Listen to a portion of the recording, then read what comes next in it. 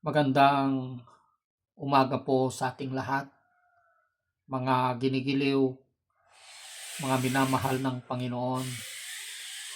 May pag-asa po sa Panginoon, mga ginigiliw. No? Ang ibabahagi ko po sa inyo sa umagang ito ay sino ba ang mga lumalago na lingkod ng Diyos?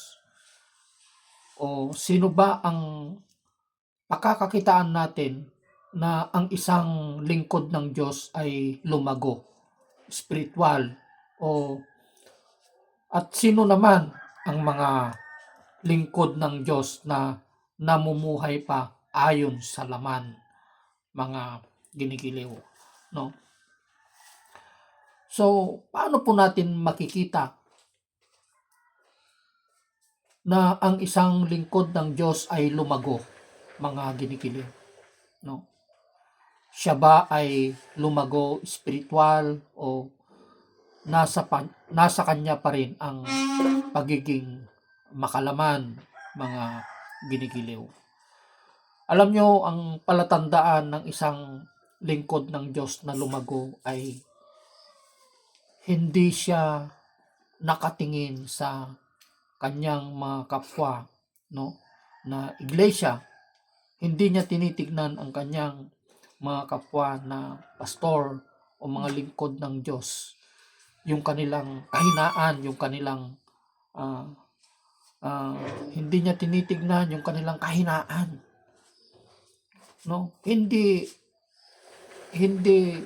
dahil marami kang alam sa salita ng Diyos. Hindi yun palatandaan na ikaw ay lumago dahil marami ka ng alam sa salita ng Panginoon. Pero tinutuya mo naman yung kapwa mo Kristiyano, tinutuya mo naman yung kapwa mo pastor or yung kapwa mo iglesia na ang alam mo ikaw lang ang matalino. Hindi po iyon palatandaan ng paglago ng isang pastor o isang lingkod ng Diyos, mga ginigiliw. Katulad ng sinabi ni Pablo sa kanyang mga salita na matatagpuan po sa Korinto, na ito yung kanyang naobserbahan, no, sa isang iglesia ng Korinto, na hindi sila lumago kundi nabubuhay pa sila sa laman, no, dahil nasa kanila yung pagkabahabahagi, no, nasa kanila yung pagkabahabahagi. Kaya sabi niya dito sa 1 Corinto 3, mga kapatid, hindi kayo makausap bilang mga taong nagtataglay ng Espiritu. Kailangang kausapin ko kayo bilang mga taong namumuhay pa ayon sa laman at mga sanggol sa pananampalataya kay Kristo. Gatas ang ibinigay ko sa inyo noon at hindi matigas na pagkain, sapagkat hindi ninyo kaya yon. Subalit hanggang ngayon ay hindi pa rin ninyo kaya sapagkat nananaig pa sa inyo ang laman. Ang inyong pag-iinggitan at pag-aaway-away ay palatandaan na makasanlibutan pa kayo at namumuhay pa sa laman. So yung inggit, no? Yung inggit, pag-away-away, walang kaayusan. Tinitignan mo palagi yung kamalian ng kapwa mo Kristiyano, yung kapwa mo lingkod. Iyon ay isang palatandaan ng hindi paglago ng isang lingkod ng Diyos. Ibig sabihin, namumuhay pa sa sanlibutan, mga ginigiliw, no? Kaya, alam nyo, dito ko nakakitaan ang tunay na lumagong Kristiyano kay Daddy Fabricius, no?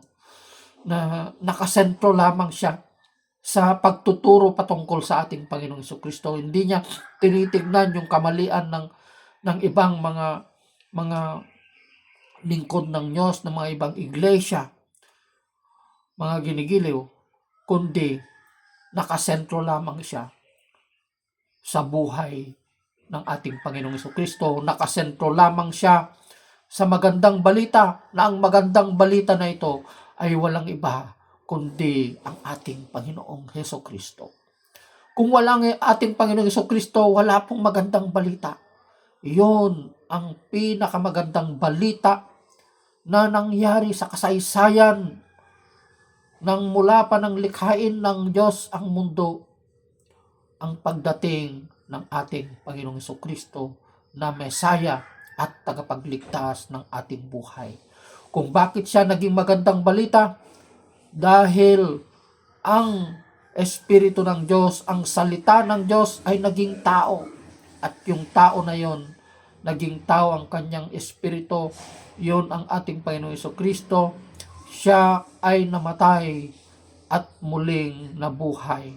Yon ang magandang balita, ang muling pagkabuhay ng ating Panginoong Jesucristo, upang yon ang magbigay sa atin ng pag-asa, mga ginigiliw. Yun ang nagbibigay sa atin ng pag-asa, mga ginigiliw, no, na sumasampalataya sa anak ng Diyos, no. So, yun ang palatandaan ng isang paglago ng isang Kristiyano, na tayo ay nakasentro lamang tayo sa magandang balita sa ating Panginoong Jesucristo. Hindi sa dami ng ating kalaman, no, hindi dahil sa dami ng ating kalaman. Kung marami nga tayong alam, pero tinutuya naman natin, no? Tinitignan naman natin ang ating sarili na tayo lang ay matalino. Hindi po 'yon katalinuhan, karunungan na galing sa Panginoon, mga ginigiliw, sapagkat ang karunungan na galing sa Diyos ay mapagpakumbaba, may kapayapaan, no? May kapayapaan. Yun lamang, I hope you are being encouraged sa salita na ito ng Panginoon. Pagpalain po kayo, mga ginigiliw. I-share po natin ang mga salitang ito upang marami pa po ang makakilala sa ating Panginoon. God bless everyone. I love you with the love of the Lord.